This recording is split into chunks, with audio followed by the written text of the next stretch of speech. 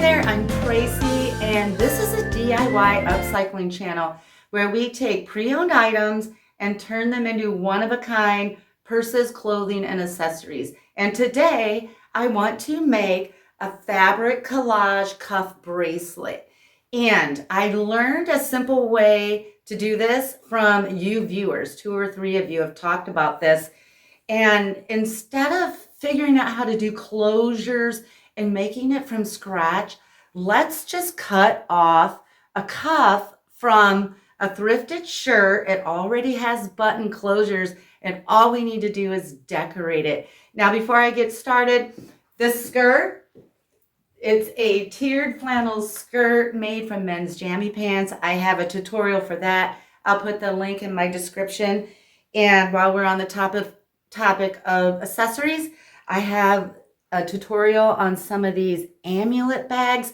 Actually, the tutorial has 3 different ones in it, and I'll put the link in my description for that as well. Let's get going. First thing I'm going to do is cut that cuff off of the sleeve. And there's a little seam right here. I'm just going slightly above that seam. Now, I have the cuff on and buttoned, and it's too big for me. So what I'm going to do is I'm going to put the buttons on the underside, and I'm just going to pinch it to see how much I need removed. And I have about 1 inch right there. If I had another hand, I might mark that, but I'm just eyeballing it. That's about 1 inch. Okay, so I folded it in half. I'm on the right side. I am going to stitch this on the right side because it will be covered with fabric and you won't see that stitch line. If I did it on the back side where you think typically you would, you'll see that underneath. So if I do it on the front side, it'll be hidden by all the embellishments we're going to do. So I just made little marks 1 inch over from the side, and I'm just going to draw a straight line. And now I'm going to go to my machine, and with black thread, I'm just going to do a straight stitch all the way down.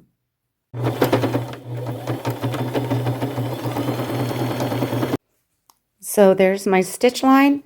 I'm just going to trim off the excess and stay close to that stitch line. Okay, my little diagram looks busy and complicated, but it is not. I am going to remove these 2 buttons, and when I'm all done, I will be putting prettier buttons on here. So I just made a little note to myself. These are over 1/2 inch. So I just made a note, 1/2 inch. And then this button is 1 inch up from the bottom, 1 inch up from the bottom, and then this one is 2 inches up from the bottom, 2 inches up from the bottom. Just little notes so I remember exactly where to sew them so they line up with the buttonholes.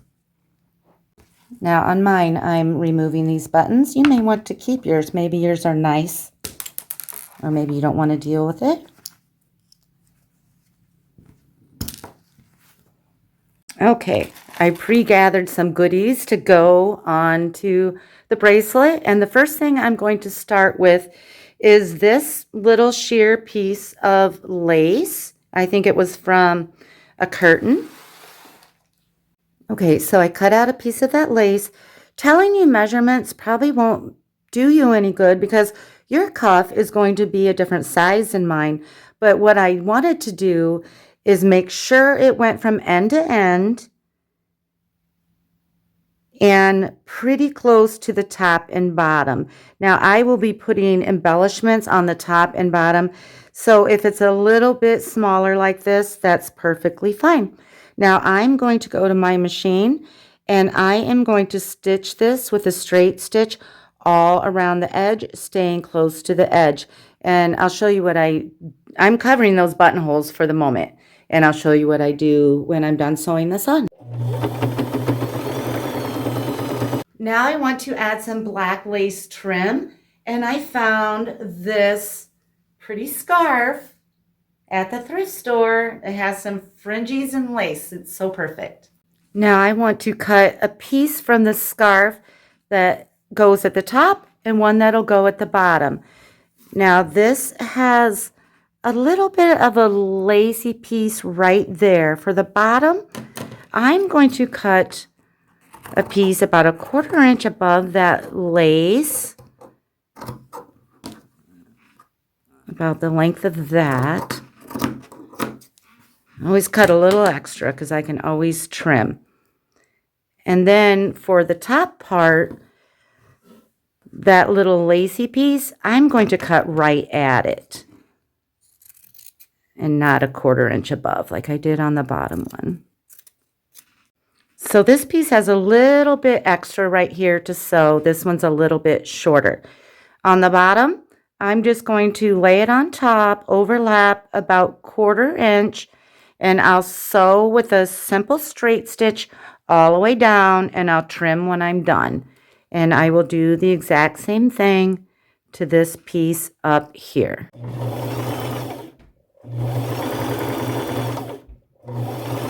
Now I'm just trimming off the extra. Now I'm going to those little buttonholes on the back, and I'm just pushing kind of my fingernail through there, and I'm just going to make a little slit right in the lace and do that for both buttonholes. And that's all I'm going to do for that. Okay, so I have this pretty scalloped ecru colored crochet trim I got from eBay, and I folded over the back side so that I don't have a raw messy edge right here, but a raw messy edge sometimes is cute. So I am just going to take a piece here. So here's the scallops. I want them up towards the top, and I'm just barely going to overlap this black line where the fringe meets this lace. You know, you can play with it. Maybe you want yours down lower. Maybe you want it up higher. That's just what I'm going to do. And I will do the same on this side. Now, on this one, I'm going to use my largest zigzag stitch and gold colored thread and just stay close to the bottom edge here and get that sewn on.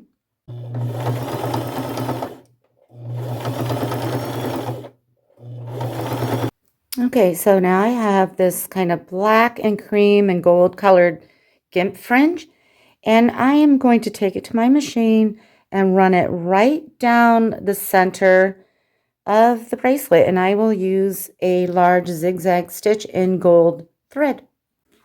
Okay, that's what that looks like. When I talk about gold thread, I'm talking about gold colored thread, and you will see the stitching on the back. And if you want to figure out a way to line this, go ahead, but I never do. When I sold, I would just take a picture of the back and say, stitching is visible on the back. Okay, so you would think I'd want to trim these raw edges with something pretty, right? But nothing seems to look right. I tried the black. That just seems harsh and just cuts off this pretty line. And then I tried this lace in the larger and then the folded version. And that just seems like too much lace. Takes away from the black. So I am just leaving my sides raw.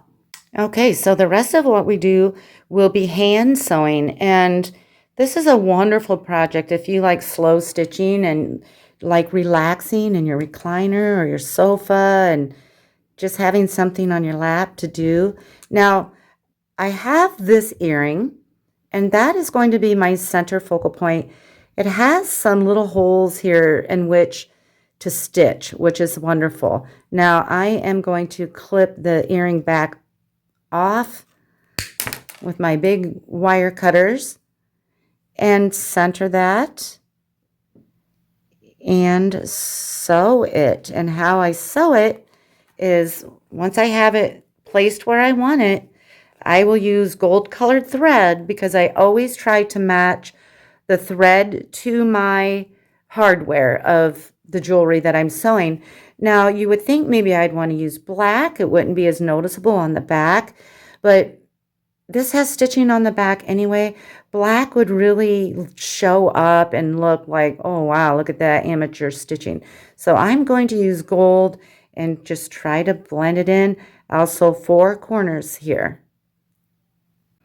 Okay, so I have this corner almost stitched. It's my first one, and I made about 5 stitches in there. Now what I do on the back to go over to the next one is my actual cuff from the shirt has a double layer. So instead of tying this off every time or making a big long stitch, which isn't very secure, over to the other side, I'm just going to weave this in between those 2 layers, trying to catch as much underneath as I can. And this is where my other side starts. And now I can just start sewing as usual. Okay, I'm done stitching the corners. And now to tie it off, all I do is turn it over, just catch a little bit of that fabric, and then I just wind it around twice, make a knot, and do it 1 or 2 more times just to make sure it's super secure.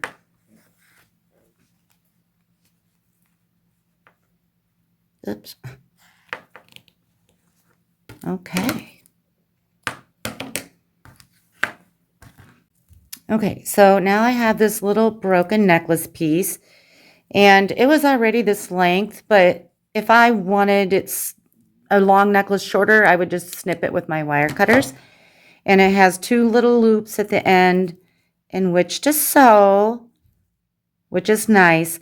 And I'm going to droop it underneath of this earring, about like that.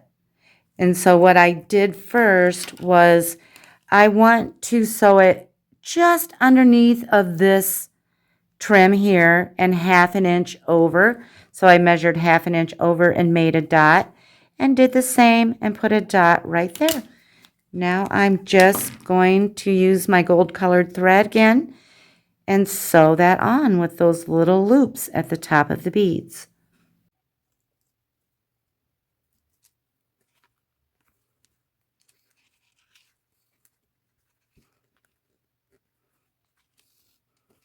Okay, that's what my little beads look like. So cute. Now I have sort of a necklace like this. I've already cut some of it. And this is the piece I'm actually going for. And I've already cut this one off. All I'm going to do is take my wire cutter, and I want to keep this little bead, and I want this crystal-y looking thing.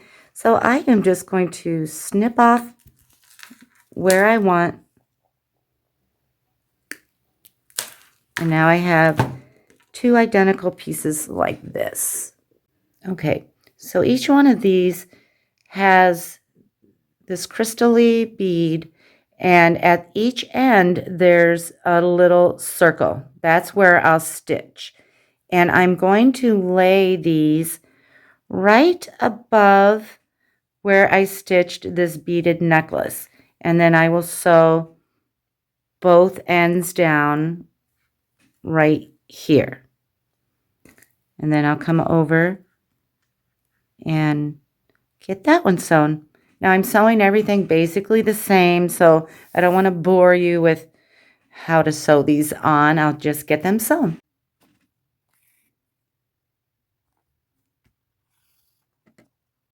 Okay, I have those little beads all sewn on. Now what I want to do is, okay, so this is short.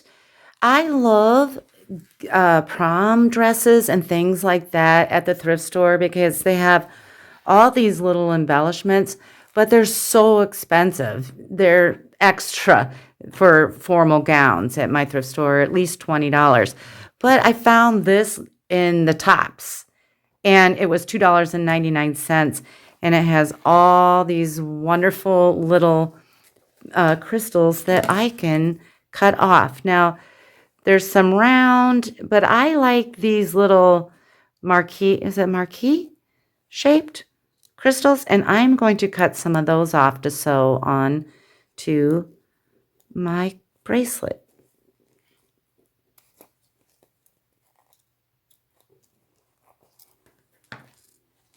Okay, I cut out 7. If I want more, I can snip more off.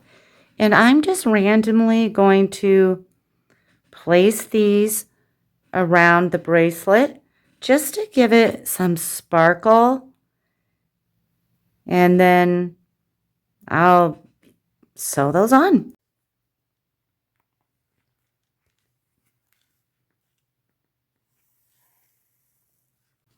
Okay, got my little rhinestones sewn on, and there's one here, here, here, here, here, here, and here. Okay, now I want to do 2 little clusters of red beads to tie in with the red stone right there. And I have this necklace, and it's broken, tangled, and I'm just cutting off some of these beads. And I'm going to lay them where I want them, and then I'll just put a little dot somewhere with my marker because it doesn't really matter the shape of the cluster. I just want them sort of clustered together, and I don't want them touching. I'll sew them in a group, but not touching.